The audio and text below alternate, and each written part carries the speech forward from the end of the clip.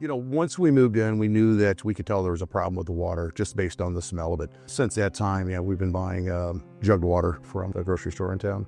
We would get that orange tint staining on the shower appliances and the floor that we'd have to clean up. So, that was all just, a byproduct of the mine getting in the water table coming in through the well. Sometimes, occasionally, with our septic system and the well system we have out here, there is stuff that gets clogged. So when the water with the sulfur sets in, it comes up through our floor drains, and the smell is probably one of the worst things I've smelled. It gives you headaches. You have to open all the doors or not even be around the smell because you physically get ill. My name is Richard Coyne. I live in Staunton, Illinois, out on Reservoir Road. I read an article in the paper that said that they had put money aside to work with these mines, and I thought, well, hey, I'll try to get in line here and maybe get something done here. So that's what. And then I started driving around and checking it all out, and I thought I need to get some pictures. So took the drone and got all these overhead pictures. That first pond right there is blood red. You can see it from Google Maps. You're looking right down and you say, whoa, what is this? And that's just red as a barn, and then there's a pond right next to it. It's clear. The fact that Richard came up here, brought us a small narrative, the aerial photos. He had really done his research. It was surprising to me that he'd gone to that extent to notify us about that. Honestly, a phone call or an email would have gotten us to come out to the site. But I was still pleased to meet him and have him take us around because, citizens are kind of our eyes on this stuff. Citizen Joe that doesn't live anywhere near a coal mine, that article didn't mean anything to him. But I got all excited. I thought, whoa, they were actually publicizing it. They got a few dollars to spend on this stuff.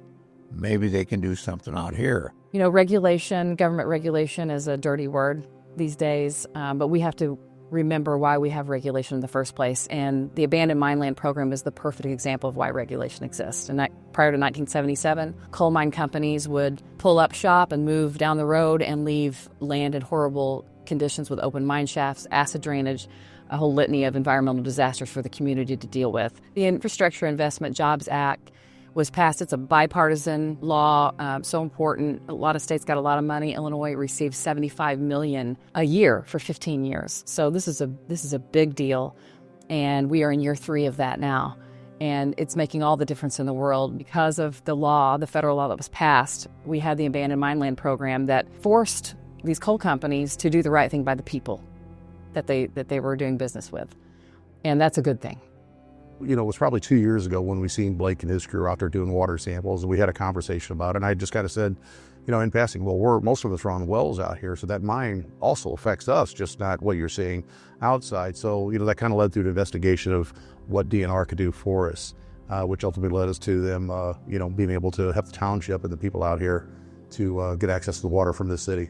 So back in the beginning when this all started, I was approached by Blake Harris from the DNR about what could we do about getting water to these people that have these wells, because he's been doing sampling out here and testing, and DNR knows the situation these people are in, and he's been in constant contact with me for over a year. We've been working on putting this together. We were excited to actually jump on board and help him get on this. It brings a lot of drinkable water to rural areas here that really need it bad. This is near and dear to my heart. I'm from coal community in deep southern Illinois. If you just take the town that I was raised in, El Dorado, at one time there was 40,000+ people in El Dorado and immediately surrounding, and now we barely have 4,000 people. So that just shows you that when as coal mines left, the people left, and there's this huge void that's created, and this brings hope back in. This year, not just cleaning up the ground and the environmental hazards that were left, but there's a lot of opportunity here for these sites to once again be some type of economic development sites. And so that's bringing hope that we haven't had in many years. This is a benefit to the environment. It's a benefit to people, because if you're helping the environment, you're helping people.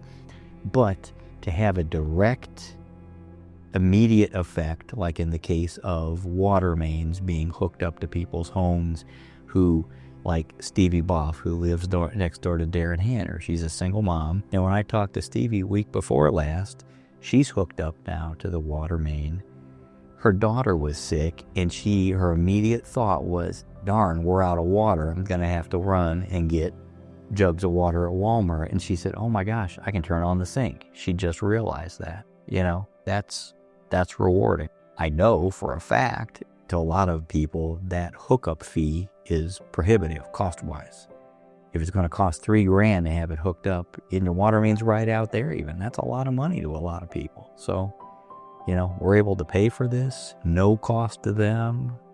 They get clean water. Not only was it nice for them to bring down the water, but it was nice that they also paid for the connect fee as part of the overall project. So there was no burden of financial responsibility for the consumers out here just to, you know, come out of pocket, you know, $3,000 or $4,000 to have water line dug into their house and a meter set up. You know, that was all part of the project at DNR. And I'm just really happy with Blake and the DNR to come out and work on this. I'm glad there's these type of programs that could come help places like us. And we're really happy that we're not going to have to foot the bill. And the fact that we were able to take this abandoned mine land money, this Infrastructure Investment Jobs Act money, and change those people's lives, get them clean water again, to be able to do the simple things that we all take for granted is amazing.